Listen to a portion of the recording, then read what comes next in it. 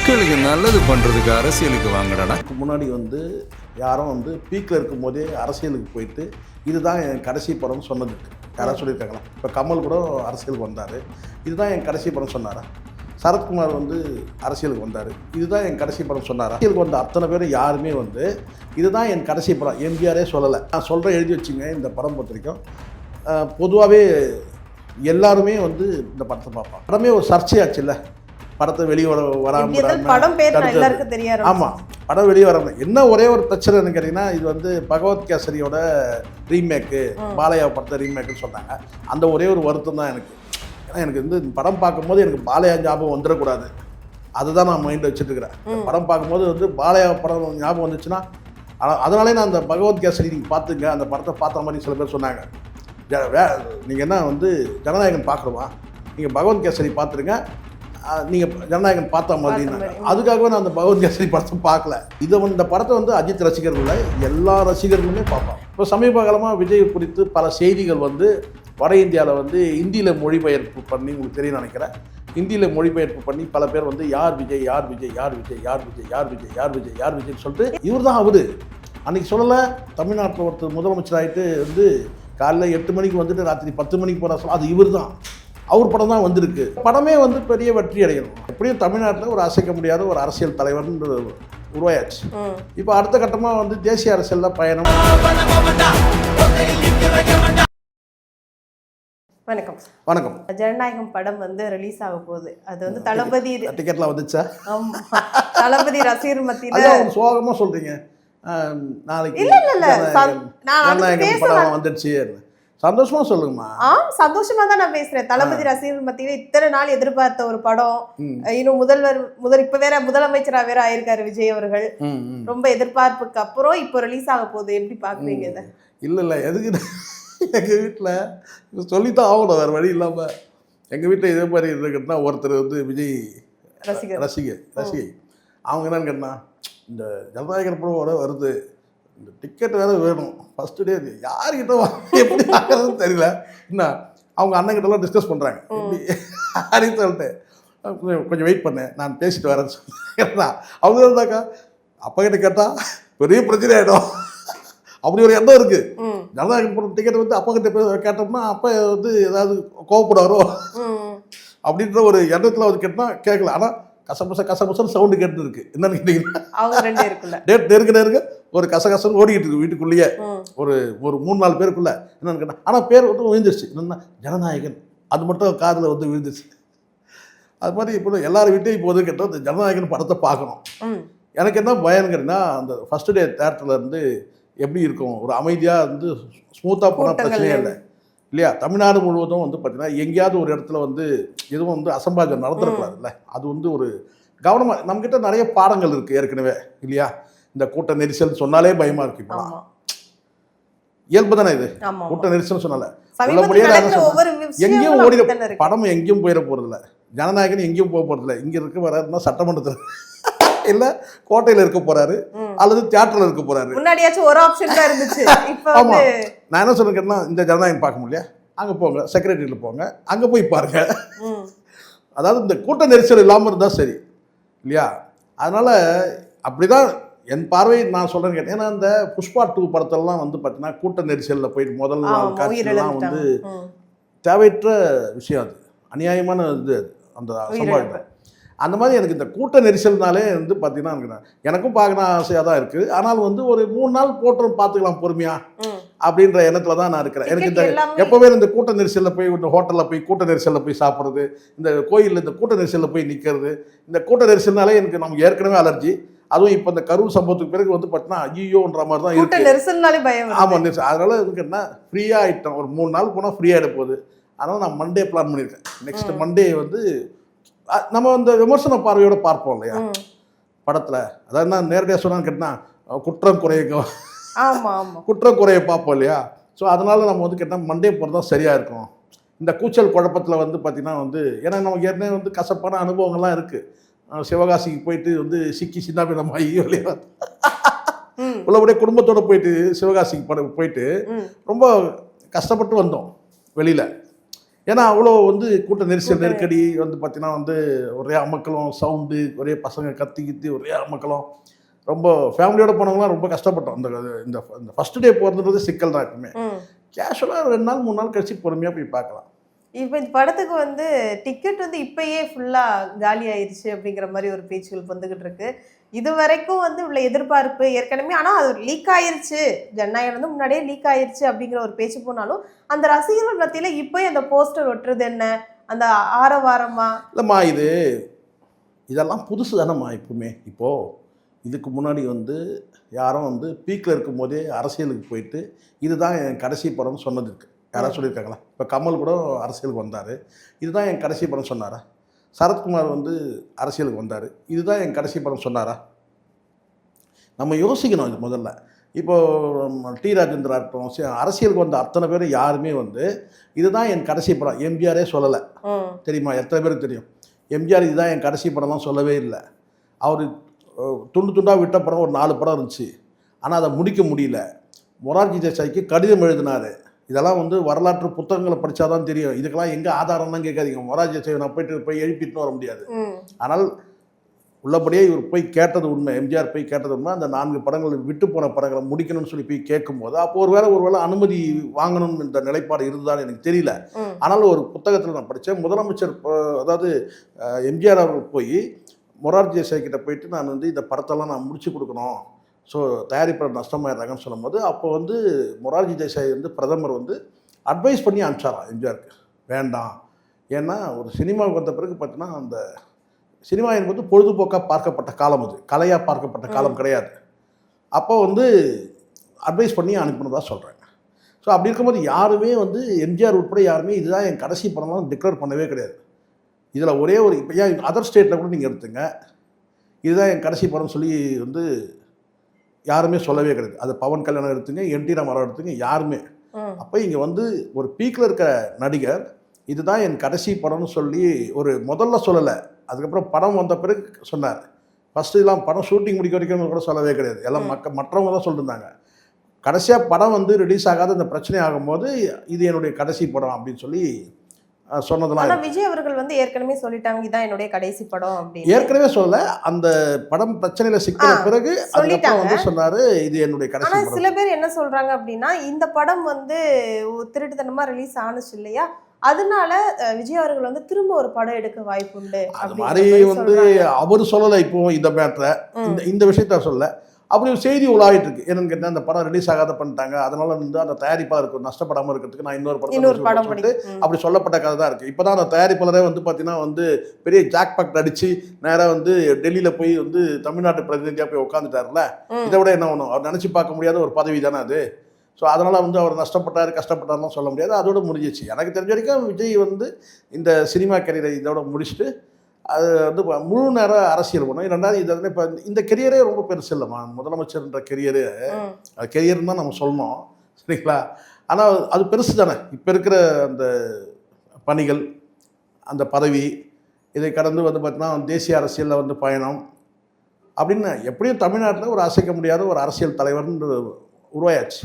இப்போ அடுத்த கட்டமாக வந்து தேசிய அரசியலில் பயணம் இப்படி இருக்கும்போது அதுக்கப்புறம் நான் மறுபடியும் நான் நடிக்க வந்தேன்னு சொன்னால் அது சரியாக இருக்குமா? நீங்களே சொல்லுங்கள். அது சரியாக இருக்கு. இப்போதைக்கு வந்து கேட்டிங்கன்னா அடுத்த கட்டமாக அவர் வந்து தேசிய அரசியலில் பயணிக்கலாம். அடுத்ததுன்னா இதை போயிட்டு வந்து யாராவது வந்து ஒரு ப்ரொமோஷன் ஆகிட்ட பிறகு திருப்பி மறுபடியும் யாராவது ரிவர்ஸ் ஆவாங்களா? யாராச்சும் ஒரு ஸ்டேஜ்லேருந்து இன்னொரு ஸ்டேஜுக்கு போயாச்சு.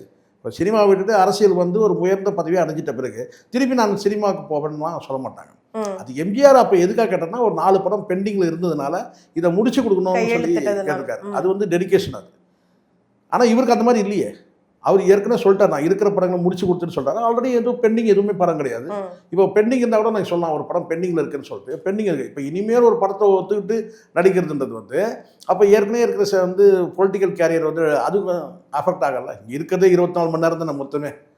24 மணி நேரத்தில் எத்தனை மணி நேரம் சினிமா ஒதுக்குவார், எத்தனை மணி நேரம் வந்து ஏற்கனவே ஒரு சினிமா விட்டு வந்துட்டாரு, நடிகையை விட்டு வந்துட்டாரு, இன்னும் பிடிச்சிட்டு தொங்குறானுங்க இல்லையா? உண்மைதானே? சினிமாவை விட்டுட்டு வந்தாச்சு மொத்தமாக வந்து சினிமா விட்டு வந்தது. ஆனால் வந்து பார்த்தீங்கன்னா வந்து சினிமாவை மையப்படுத்தி நடிகை மையப்படுத்தி தானே இன்னும் வந்து எதிர்க்கட்சிகள் வேறு சப்ஜெக்ட் கிடையாது பேசுறதுக்கு ஆமா இல்லையா. அஜெண்டா இல்லாத அரசியல்வாதிகளாக என்ன செய்யறான், அசை போடுறான். விஜயை பற்றியோ அல்லது வேறு சிலரை பற்றி பேசுகிற பார்க்கலாம். ஸோ அதனால் எனக்கு தெரிஞ்ச வரைக்கும் இந்த இதான் கடைசி படம். இந்த படமே வந்து பெரிய வெற்றி அடையணும். வெற்றி அடையும்னா வசூல் எவ்வளவு வரும்னு நினைக்கிறீங்க? எனக்கு அந்த வசூல்லாம் தெரியாது. எப்படி எனக்கு வசூலில் எனக்கு எதுவும் தரப்போகிறதில்ல, நானும் கேட்க போகிறதில்ல, அது எனக்கு தெரியல. ஆனால் வந்து இந்த 1000 கோடி ரொம்ப நாளாக பேசிட்டு இருக்கிறாங்க. ஒரு வேளை அதை எட்டி கிட்டி பிடிச்சிருமா? கண்டிப்பா இந்த இது எனக்கு ஜனநாயகம் வசூல் வந்து ரொம்ப வருமே, இதுவரைக்கும் எதிர்பார்க்காத அளவுக்கு வரும் அப்படின்னு நான் சொல்றாங்க. சொல்றேன்னு கேட்டால் இந்த நஷ்டத்தை ஈடுகட்டுற மாதிரி இவ்வளோ காலம் வந்து டிலே ஆச்சு இல்லையா, அது ஒரு வகையான லாஸ் தானே. என்ன இருந்தாலும் இன்ட்ரெஸ்ட் கணக்கு போட்டால் லாஸ் தானே. ஒரு வேளை தயாரிப்பாளர் வட்டி கிட்டிக்கு வாங்கி பணம் செலவு போட்டால் லாஸ் தானே. அது அந்த நஷ்டத்தை வேணா ஈடுகட்டலாம் தவிர, பட் 1000 கோடி சில பேர் பார்வை எப்படின்னா, சில பேர் பார்வை வந்து ஓகே அது முன்னாடியே ரிலீஸ் ஆயிருச்சு, அதை வந்து சில பேர் திருட்டுத்தனமா பார்த்துட்டாங்க. அதனாலதான் சிக்கல். இல்லைன்னா இது 1000 கோடி அடிக்கிறதுக்கான வாய்ப்பு இருந்திருக்கலாம். முதல்ல வந்து இப்போ என்ன சொல்றாங்கன்னா, எங்கிட்டே சொல்றாங்க சில பேர் வந்து இது வந்து படம் வந்து 1 கோடி பேருக்கு மேல பார்த்துட்டாங்க ஆல்ரெடி. அது எப்படி தெரியும் 1 கோடி பேர் பார்த்தாங்க? ஆனா தளபதி காட்டி கண்டிப்பா திரையரங்கு போவாங்க அப்படிங்கிற மாதிரி இல்ல. அதுதான் இப்போ விஜய் அவர்களுக்காக வந்து தியேட்டரில் போய் பார்க்கறதுன்னு ஒன்று இருக்கு. பட் நான் உள்ளபடி நான் சொல்கிறேன், எனக்கு அந்த பார்வைக்கு படமும் வரவே இல்லை. ஒருத்தர் அனுப்புற சொல்லி ட்ரெய்லரை மட்டுமே அமைச்சிருந்தான். டே இந்த ட்ரெய்லர் நான் பார்த்துட்டு ஏற்கனவே அந்த ட்ரெய்லரை திருப்பி இது உள்ளபடியே பார்த்தீங்கன்னா படம் வந்து பார்த்தீங்கன்னா யார் தான் பார்த்தாங்கன்னு தெரியல. ஆனால் எல்லாரும் சொல்கிறாங்க 1 கோடி பேர் பார்த்தாங்கன்னு கேட்டான். படத்தை பார்த்துருந்தா எல்லாரும் வந்து பார்த்தீங்கன்னா அதை பற்றி பேசுவாங்கள்ல. ஸோ எனக்கு தான் அதில் ஹோப் இல்லை. லீக் ஆனது உண்மை. ஆனால் 1 கோடி பேர் எல்லார் பார்வைக்கு போச்சாங்கிறது 1 கோடி பேர் பார்த்துருப்பாங்கன்றது நான் நம்பலை. ஆனால் லீக் ஆனது வந்து உண்மை. அதுக்குள்ளே நடுவில் சிக்கலாச்சு. இவனை அரெஸ்ட் பண்ண அவனை அரெஸ்ட் பண்ண சொன்ன உடனே அதை வந்து ரகசியமாக எவ்வளோ பேர் பார்த்தான்னு நம்ம சொல்ல முடியாது இல்லையா. அது வந்து நம்ம வந்து அதை கணக்கிடவும் முடியாது. இல்லை எப்படி கணக்கிட முடியும்?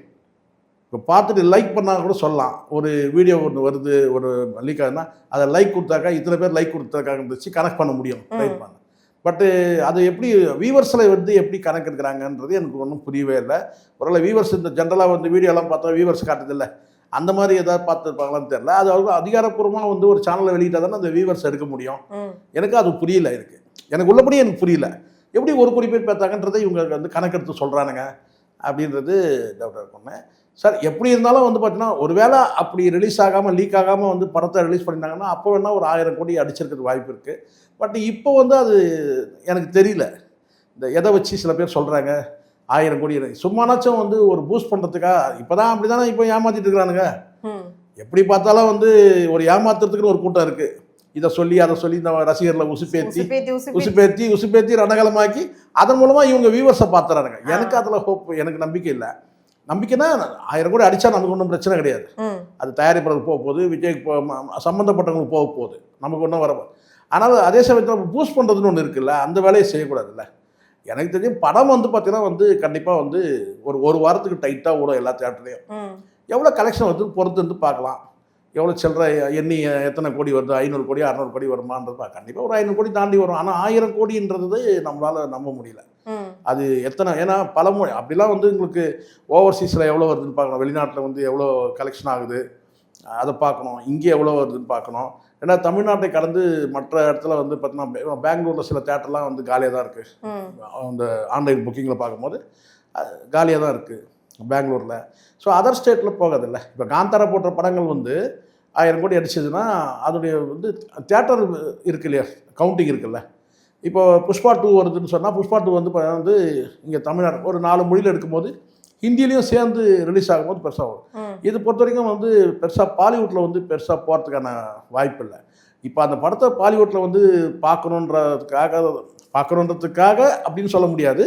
இப்போ சமீப காலமாக விஜய் குறித்து பல செய்திகள் வந்து வட இந்தியாவில் வந்து ஹிந்தியில் மொழிபெயர்ப்பு பண்ணி, உங்களுக்கு தெரியும் நினைக்கிறேன், ஹிந்தியில் மொழிபெயர்ப்பு பண்ணி பல பேர் வந்து யார் விஜய் யார் விஜய் யார் விஜய் யார் விஜய் யார் விஜய் யார் விஜய் யார் விஜய்னு சொல்லிட்டு இல்லை அந்த கேள்வியே படத்தை பார்க்கறதுக்கு வாய்ப்பு உண்டு. ஆமாம். இப்போ அப்படி பார்க்குறவங்க வந்து பார்த்தீங்கன்னா வந்து ஒரு ஹிந்தியில் வந்து இதை டப் பண்ணி போடும்போது அப்போ பார்ப்பாங்கல்ல, இவர் தான் அவரு, யார் இவர் தான் அவரு, யார் இவர் தான் அவரு. அன்றைக்கி சொல்லலை தமிழ்நாட்டில் ஒருத்தர் முதலமைச்சர் ஆகிட்டு வந்து காலைல 8 மணிக்கு வந்துட்டு ராத்திரி 10 மணிக்கு போகிற சொல்ல அது இவர் தான், அவர் படம் தான் வந்திருக்கு. கொஞ்சம் மார்க்கெட் ஆகிறதுக்கு வாய்ப்பு இருக்குது வட இந்தியாவில். நான் பாலிவுட்லலாம் வந்து இந்த படம் இதுக்கு முன்னாடி உள்ள விஜய் படத்தை விட இந்த படம் வந்து பாலிவுட்டில் வந்து மார்க்கெட் ஆக வாய்ப்பு இருக்குது. ஏன்னா வில்லன் வேறு நடிக்கிறார்ல, சன்னி தியோல யாரும் நடிக்கிறாங்கல்ல. அப்போ வந்து கொஞ்சம் வந்து வட இந்தியாவில் இந்த முறை வந்து முன்னைய விட இந்த வட இந்தியாவில் மார்க்கெட் ஆகும். பட் 1000 கோடின்றது எனக்கு தெரியல. வந்தால் சந்தோஷம், நமக்கு என்ன இருக்கு. இப்போ விஜய் ரசிகர்களோட விஜய் அவர்கள் ரசிகர்களோட அஜித் அவர்கள் ரசிகர்கள் வந்து ரொம்ப ஆர்வமா இருக்காங்க. இல்லம்மா, இந்த படம் பொறுத்த வரைக்கும் ஒட்டியிருக்க போஸ்டர் இந்த படம் நான் சொல்கிறேன், எழுதி வச்சுங்க. இந்த படம் பொறுத்த வரைக்கும் பொதுவாகவே எல்லாருமே வந்து இந்த படத்தை பார்ப்பாங்க. நான் சொல்ல ஏன்னு கேட்டிங்கன்னா, இது வந்து சர்ச்சையாச்சு முதல்ல, அது புரிஞ்சுங்க. நார்மல் விஜய் படம்ன்றத மாதிரி இல்லாமல் இந்த படமே ஒரு சர்ச்சையாச்சு இல்லை. படத்தை வெளியே வராமல் ஆமாம், படம் வெளியே வராமல் என்ன ஒரே ஒரு பிரச்சனைன்னு கேட்டிங்கன்னா, இது வந்து பகவத் கேசரியோட ரீமேக்கு, பாலையா படத்தை ரீமேக்குன்னு சொல்கிறாங்க. அந்த ஒரே ஒரு வருத்தம் தான் எனக்கு. ஏன்னா எனக்கு வந்து படம் பார்க்கும்போது எனக்கு பாலையா ஞாபகம் வந்துடக்கூடாது, அதுதான் நான் மைண்டில் வச்சுட்டுருக்கிறேன். படம் பார்க்கும்போது வந்து பாலையா படம் ஞாபகம் வந்துச்சுன்னா, அதனாலே நான் அந்த பகவத் கேசரி நீங்கள் பார்த்துங்க, அந்த படத்தை பார்த்த மாதிரி சில பேர் சொன்னாங்க. நீங்கள் என்ன வந்து ஜனநாயகன் பார்க்குறோமா, நீங்கள் பகவத் கேசரி பார்த்துருங்க, நீங்கள் ஜனநாயகன் பார்த்த மாதிரினாங்க. அதுக்காகவே நான் அந்த பகவத் கேசரி படத்தை பார்க்கல. ஸோ அதனால் இந்த படத்தை வந்து அஜித் ரசிகர்கள் எல்லா ரசிகர்களுமே பார்ப்பாங்க. இல்லை, எல்லா இடத்துலையுமே ஒட்டியிருக்க போஸ்டர்லையுமே அஜித் அவர்களும் தளபதி அவர்களும் ஒன்றா இருக்கிற மாதிரி தான் போஸ்டர்ஸ்லாம் ஒட்டியிருக்காங்க. மயிலாடுதுறையிலாம் எல்லா இடத்துலையுமே அப்படி இல்லை. பொதுவாக இந்த படத்தை பொறுத்த வரைக்கும் வந்து அஜித் ரசிகர் மட்டுமே இல்லை, இன்னும் நீங்கள் யாரை கேட்குறீங்கன்னு தெரியுது, எல்லாருமே பார்ப்பாங்க, விமர்சன பார்வையில் பார்ப்பாங்க. இந்த படத்தில் என்ன தான் இருக்குது, அதையும் தான் பார்த்துடலாம் அப்படின்ற மாதிரி எல்லா ரசிகர்களும் வந்து படம் பார்க்கறதுக்கான வாய்ப்பு இருக்குது. இது வந்து கடைசி படம் இல்லையம்மா, இது கடைசி படம்ன்றதுனால வந்து கேட்டால் சர்ச்சை என்ன, சர்ச்சை என்ன, எதனால் இந்த சர்ச்சை, எதனால் இந்த படத்தை வெளியிடாமல் பண்ணாங்க. இப்போது இத்தனை கட்டுன்னு கூட சொன்னாங்க, எத்தனை கட்டுன்னு சொல்லவே இல்லை கடைசியில் வச்சுங்களேன். ஆனால் வந்து ஏதோ கட்டு போட்டதாக சொன்னாங்க, நிறைய கட்டிங் ஆச்சுன்னு சொல்கிறாங்க. சரி, இவ்வளோ கட்டிங் ஆச்சுன்னா அப்போ என்ன தான் இந்த படத்தில் சொல்லப்பட்டிருக்கு வந்து அதையும் பார்த்துடலான்ற அந்த எண்ண ஓட்டத்தில் வரதுக்கு வாய்ப்பு இருக்குது.